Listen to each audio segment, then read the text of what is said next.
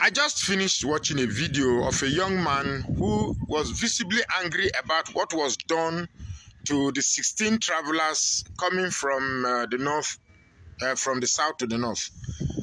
And in that video, he was also saying that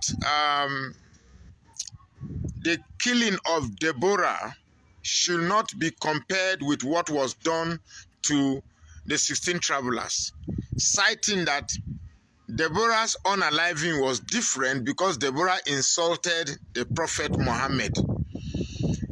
Now, education is very important. Education is very important in North.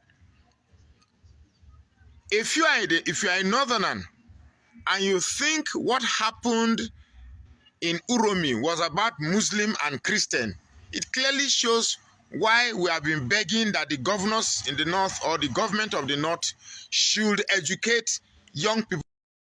Because the man who was talking is educated, he's a graduate. The hypocrisy of Northerners when it comes to unaliving non-Muslims in Nigeria has to stop from today.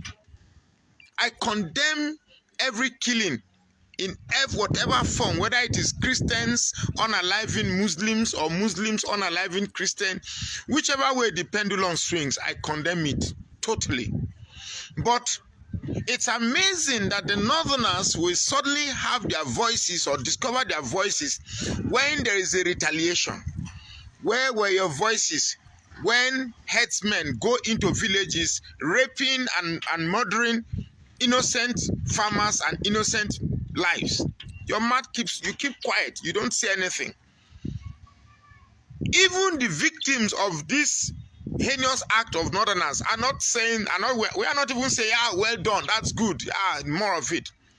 People are angry because for long now we have been crying. People have been crying from Benue State to Rivers State to Plateau State, all over the country. One tribe has consistently constituted themselves as menaces to different communities. You keep quiet. Then one reprisal. May I remind you how many people, how many Christians travel on the road and are being murdered and kidnapped every day? Are you happy the fact that once they talk about kidnapping, attention switches to people in the north? Once they talk about terrorism, attention swings to the north. Doesn't that call for concern? The sheer hypocrisy and illiteracy mixed together is very, very annoying. We are not talking about Christianity or Islam here. This is about total collapse of law and order, total collapse of our security mechanism in the state. As a Northerner, you should be bothered. You should be bothered that our country is collapsing and we need urgent means to fix our security lapses. There are armed robbers on the street, kidnappers on the street. Everything about our security is bad.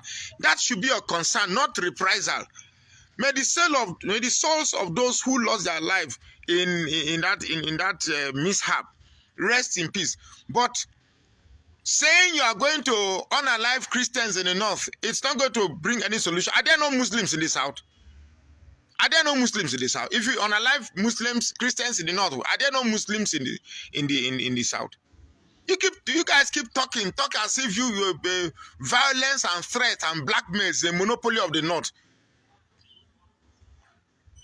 You think that because they say make we slap one cheek, turn the other cheek, we say we know that look. Violence is not a monopoly of the north. Everywhere get violence. So don't be threatening anybody here. Don't be threatening anybody. We should be channeling effort to find a lasting solution. Peace. Reprisal will only exacerbate the problem and not the solution.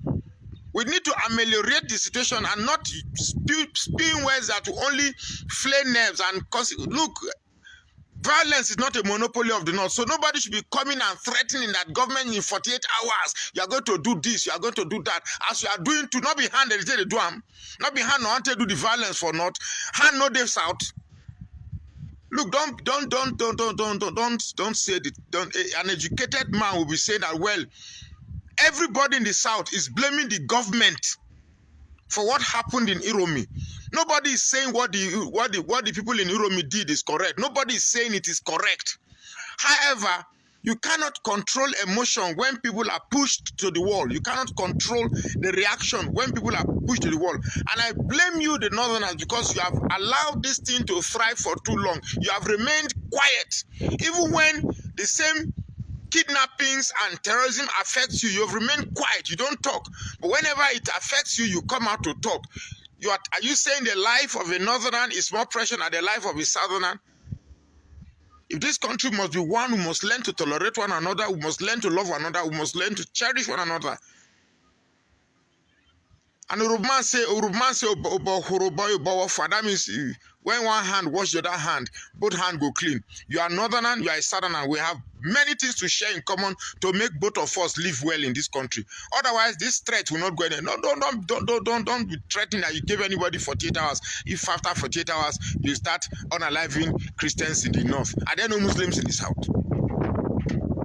So don't just come to the internet and be talking anyhow. You should be preaching peace instead. You should be preaching peace. Nobody's life is more important. Nobody likes the fact that we hope they are not. We hope they are not innocent. Because if they are not innocent, if they actually have devilish plan to do with those guns that they were holding, then they deserve what they got.